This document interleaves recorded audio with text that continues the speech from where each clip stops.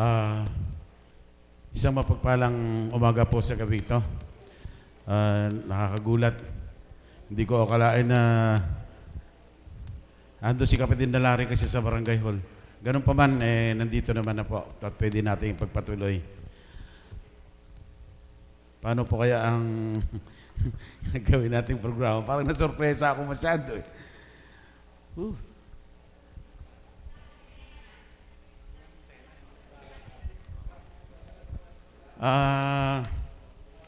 Pambungad po ay Tataguydo, pwede ka ba kumanta? Ha? Sino ba nandyan?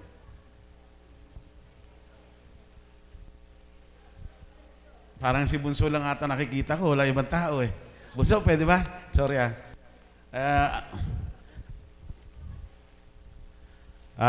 mga kapatid, palakpakan po natin si Kapatid na Bunso. Aalayan tayo ng isang awitin.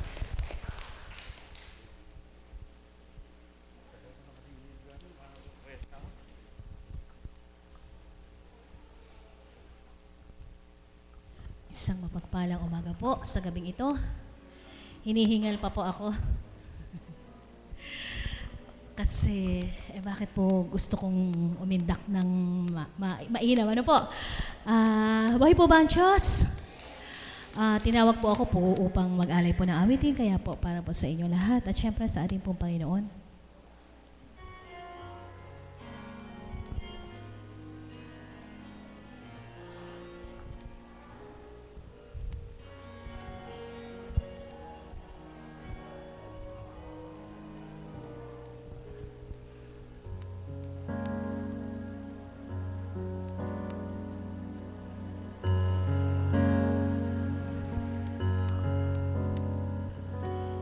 Ikaw ang Panginoon ng aking buhay. Nasa aking pag-ibig ang aking alay. Sa tamis ng iyong kalinga ang lagi kong dasal. Ay manahan na ko sa iyong pagmamahal.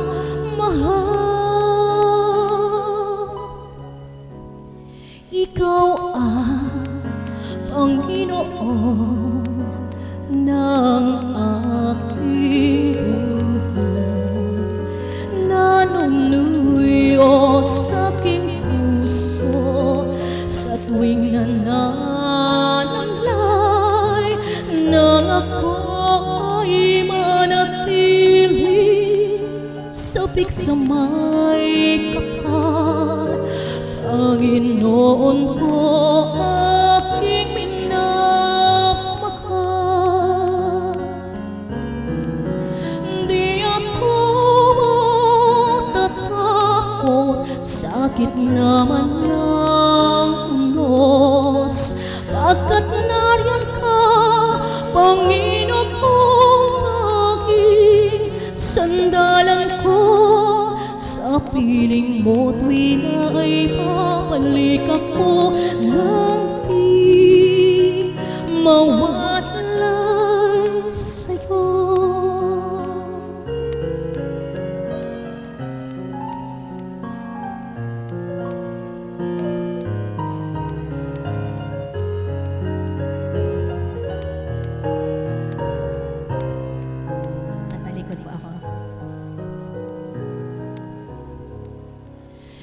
Ikaw ang Panginoon ng aking buhay.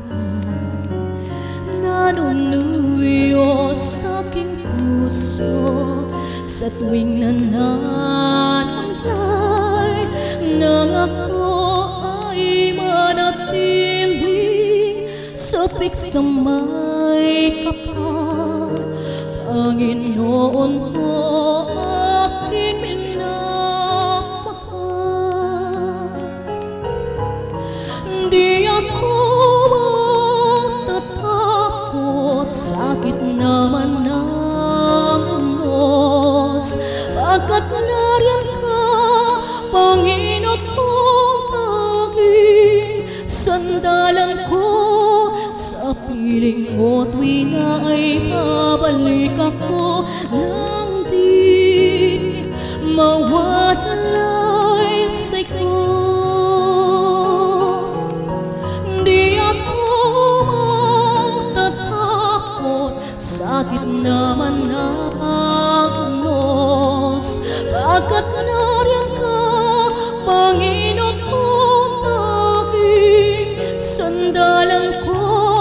Sa piling mo tuwi na ay babalik ako nang di mawalay sa'yo. Ikaw lamang, ikaw Panginoon, ikaw ang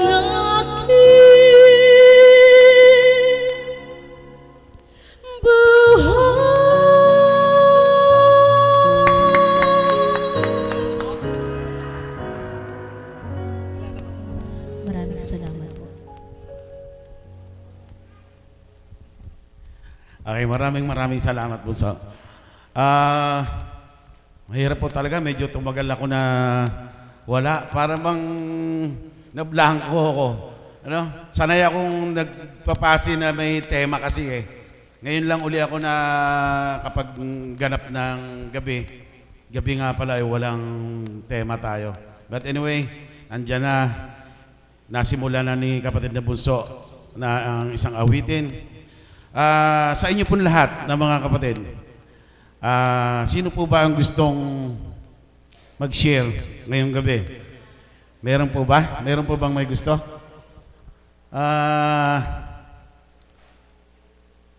Kapatid na JR? Pwede ba? Palakpakan po natin si kapatid na JR.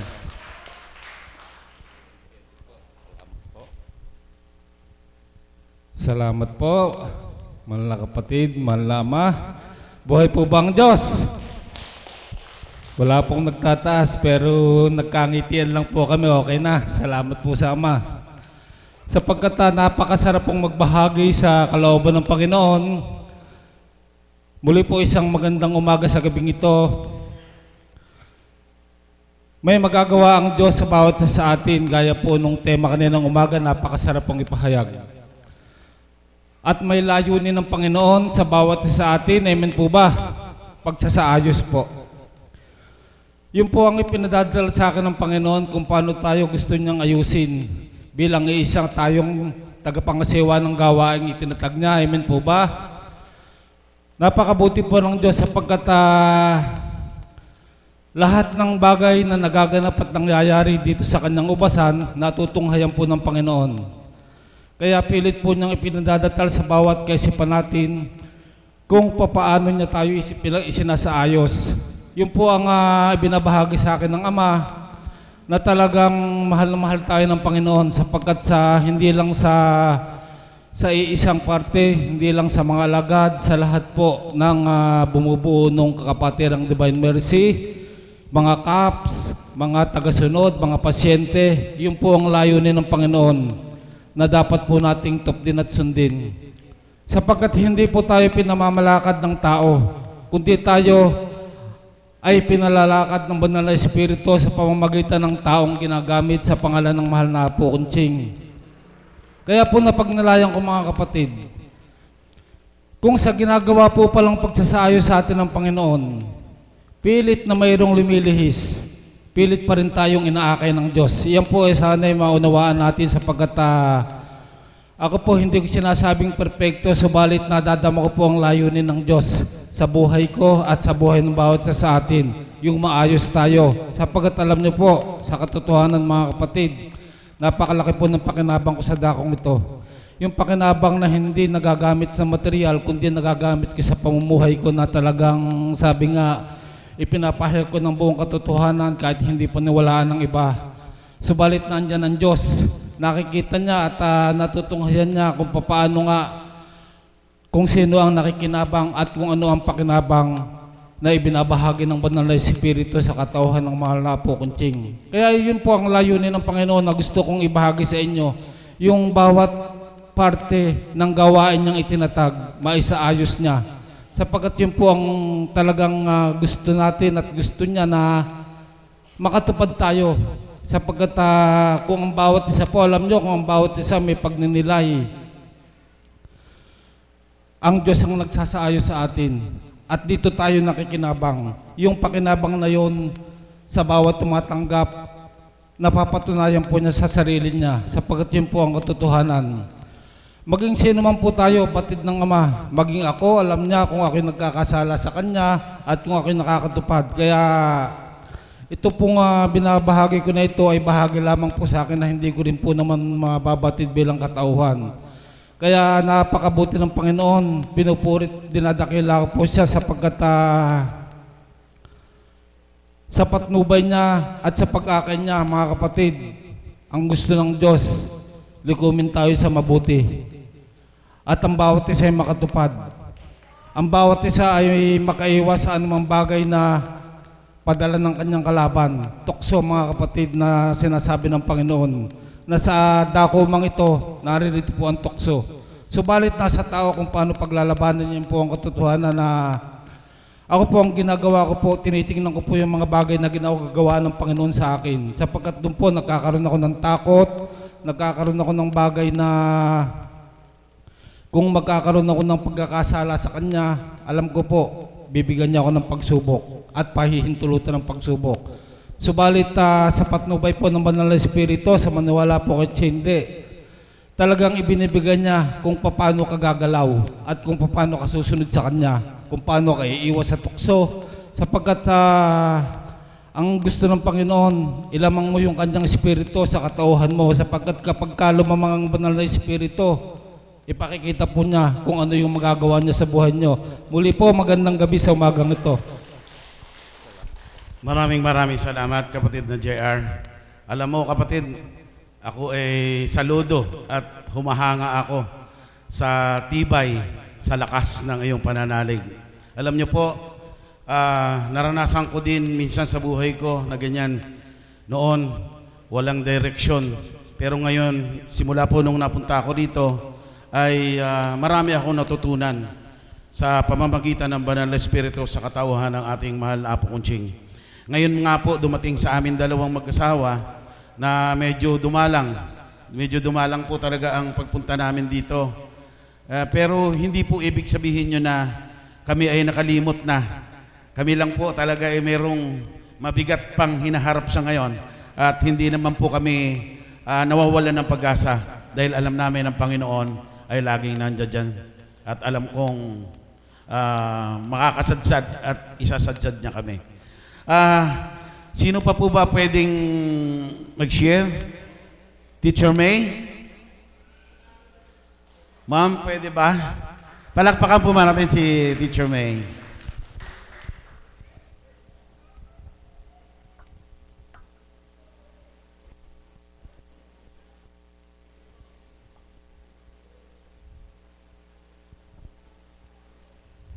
Isang pagpalang umaga po sa ating lahat sa gabing ito. Buhay po ang Diyos.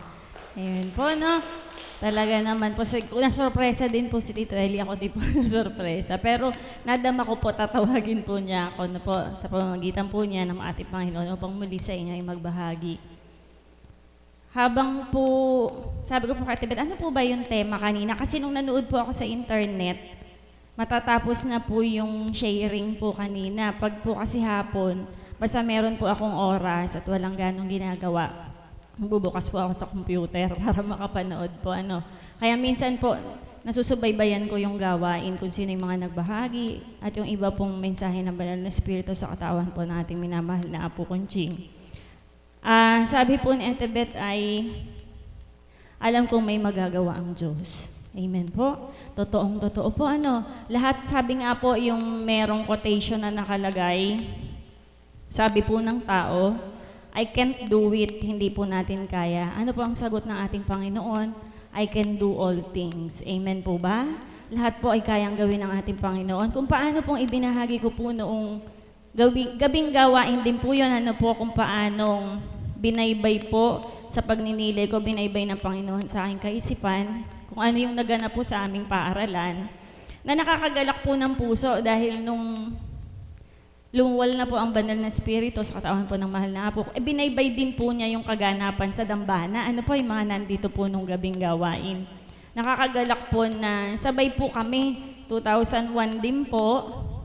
Actually po, yung school po namin, 2000 nagsimula. Pero nagsimula po kasi ako sa St. Mary's noon, tapos nagkaroon po ng kapahintulutan na nung nag-asawa po ako at nagkaroon ng anak, huminto muna po ako ng pagtuturo at muli niloob ng Panginoon sapagkat may plano nga po siya.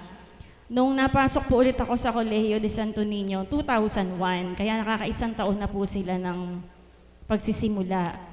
At 2005 nga po, nung nakabili na ng sariling lupa ang aming paaralan.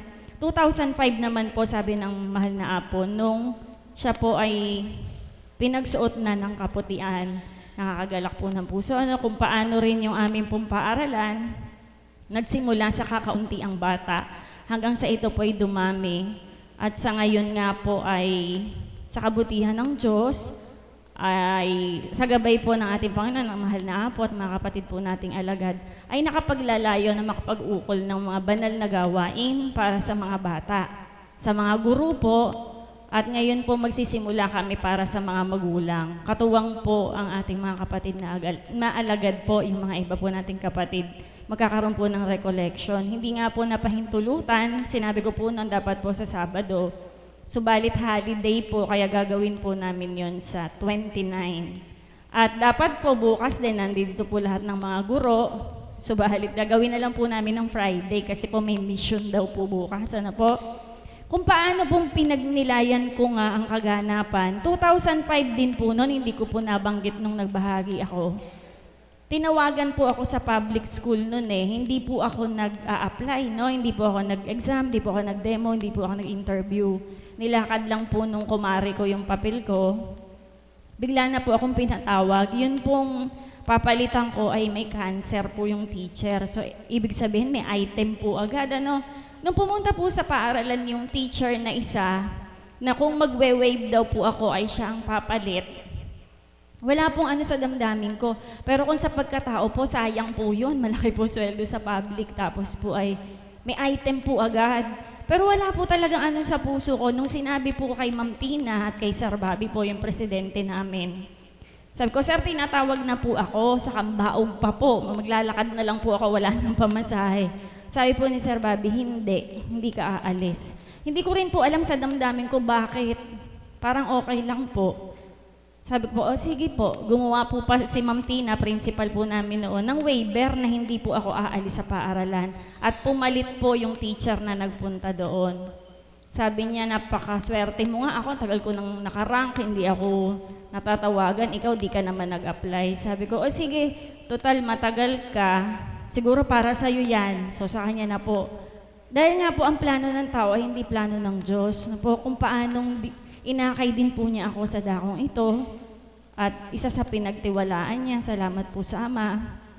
Meron pong gampaning na po para dun sa mga bata sa aming paaralan na nakakagalak po. Medyo lumalaki na po yung aming mga naaakay po sa kabanalan. Ano po, nung minsan po, sabi ko, ang Panginoon talaga mabuti. Kung paano umuunlad po yung aming paaralan, hindi lang po sa facility, no po, pati po sa dami ng bata, at higit po yung pag-unlad sa kabanalan. No po, yung spiritual na gawain, na talaga naman pong napakahalaga. Noong po nag-seminar ang mga guro, si Mother po isa sa nag-talk, napakaganda po nung naging pahayag.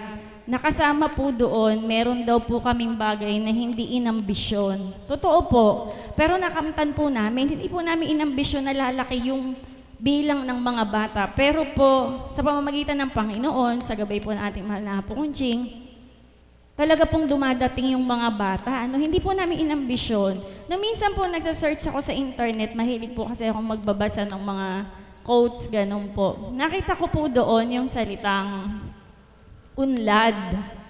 Sabi ko, aba, parang sa paaralan umuunlad. May nakasulat po doon ng ibig sabihin ng salitang unlad. Acronym po siya Di ba po yung UNLAD, unlad. Ang ganda po nung nakasulat. Alam niyo po nakalagay, unahin natin lagi ang Diyos. Unlad, amen po? Sabi ko, talaga palang pag inuuna natin ng Panginoon, hindi man po sa malaking bagay, kasi po ang Diyos napakabuti, hindi po siya demanding. Magbigay lang po tayo ng oras para sa Kanya, hindi naman po niya hinihingi lahat. Sabi nga po, di ba, binabanggit ni Mother kahit ilang oras lang po para manalangin, magpasalamat, magpuri sa Panginoon. Sabi ko, kaya din namin nakamtan, bukod sa totoo naman po, kaya rin po ganun yung pag-unlad ng paaralan dahil po yan kay Divine Mercy. Siyempre po, kaya po, saka yung mga kasama po natin sa kapatirang Divine Mercy. Yun po ang sekreto.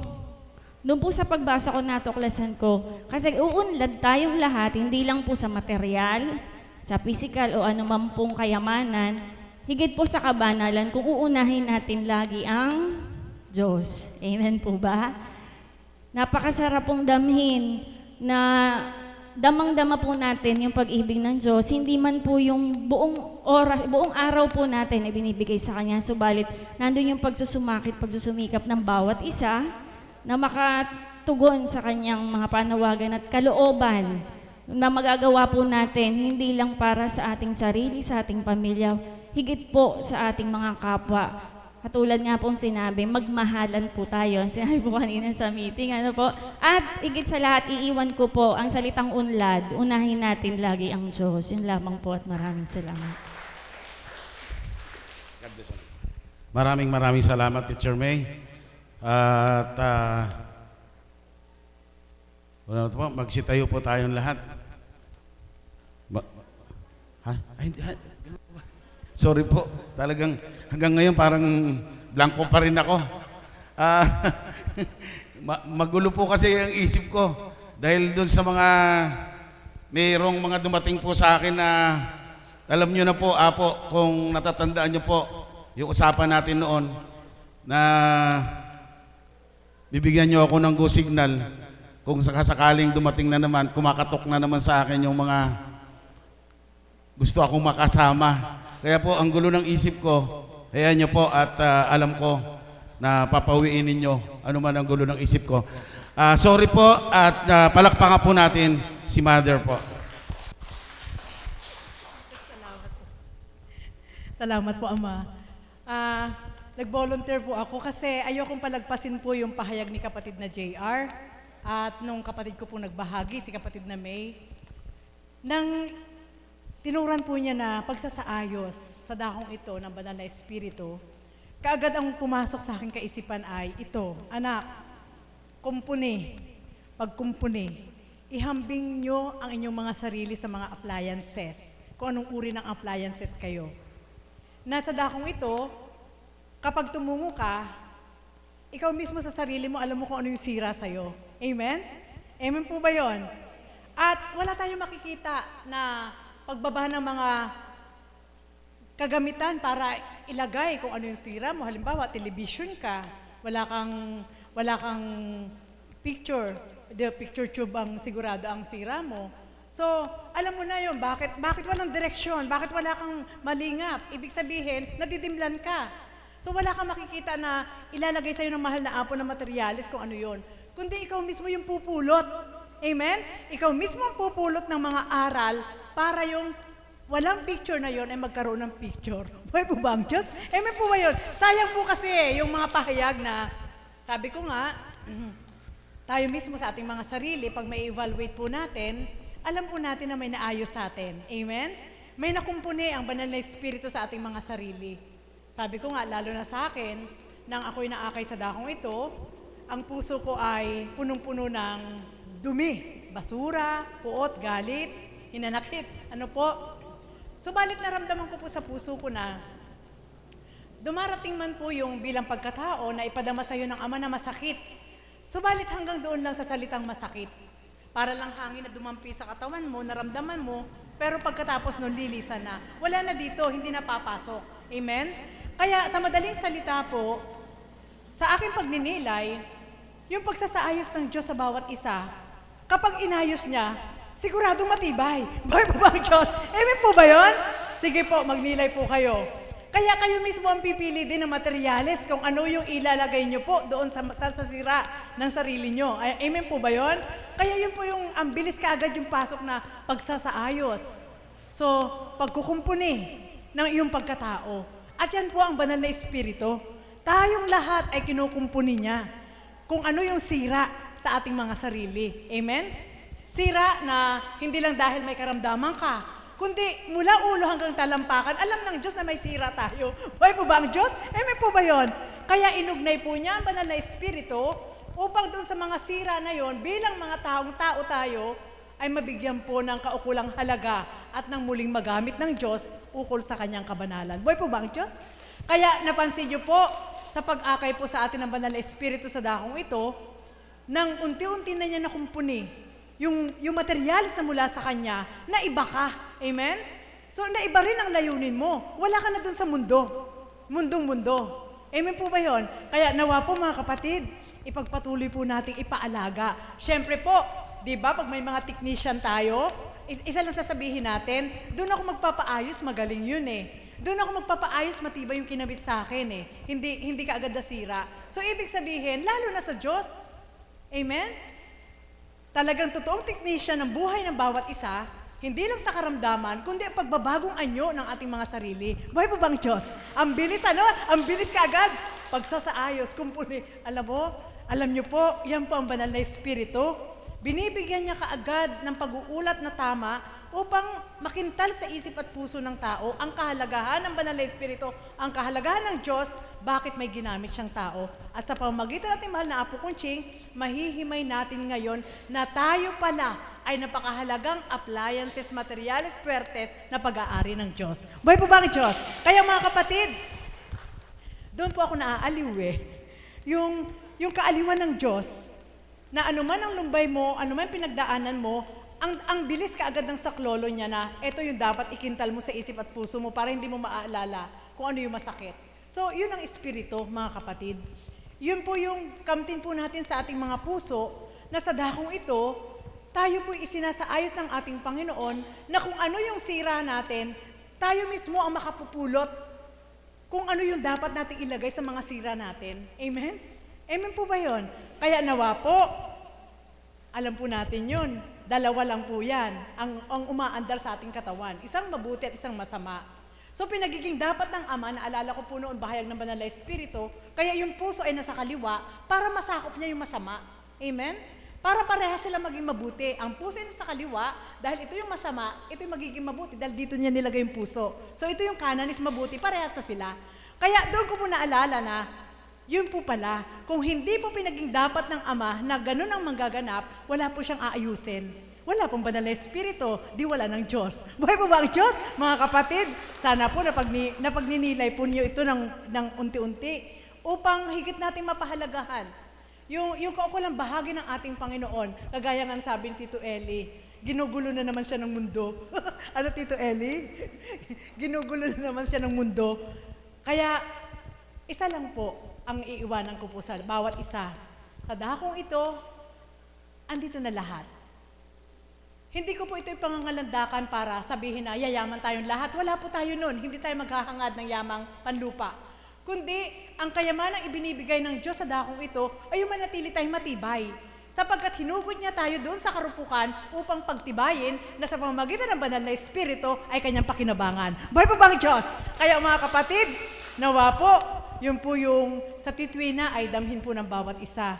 Oo, aaminin natin, tao tayo. Pinadadama po yun ng Ama upang ikaw mismo ay makapagsuri din na ito na pala yung binago sa'yo ng Diyos. Amen? Makukumpare po yun eh, nakukumpare po yun. Dati, maramdamin ako. Ngayon, dumadaan na lang, nasasambit ko pero wala na sa puso ko. Dati, hindi ako mapakinabangan pero ngayon, may pakinabang na sa akin sa Diyos kasi nagdadasal na ako. So, nasusuri. Kaya mga kapatid, yamang nasusuri po natin yung gawa ng ating Panginoon, ang tanong ay ito, papayag po ba kayo mahiwalay pa? Hindi na. Hindi na tayo papayag. Sapagkat, yun po ay isang patunay ng ating Ama na mahalaga ka. Kaya ka tinawagan at naakay sa dakong ito upang mabuksan, kumpunihin, baguhin, at lahat ay ibigay sa iyo dahil gusto ka lang din pakinabangan ng Diyos dahil kailangan ka niya at kailangan mo siya.